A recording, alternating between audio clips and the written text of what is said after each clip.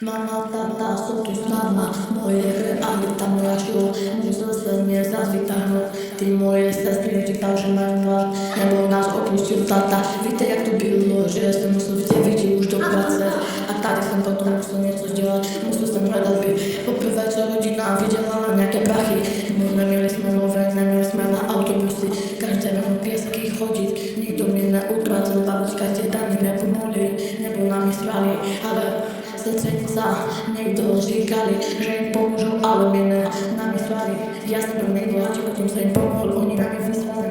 Potom jsem dělal pičoviny, potom do školy, potom škola, potom vězení a potom vězení. A nikdo neřekl, že tata jsou s náma, a já hajím, tak s tou nebo se zastávám taty a mami. Tatu nenechám nikdy sednout a mám to ne. My držíme spolu, jsme za náma a můj táta se stará o děcka jako brána. Mám každý den dvě prsty, musím se stávat zpět, aby se střihli měli na stůle. Jak kvet, tady kvetu, aby se s moje měli. Nepotřebuju já je zbož, ale oni. Já nepotřebuju největší, moje sestra měla hlad, tak jsem prostě pičil, musel něco udělat. Tak jsem opravdu fancelové, musel jsem jí dát. A klidně mě začali, ale že se potom o ně měl postarat. Nebo rodina na mě svala, ale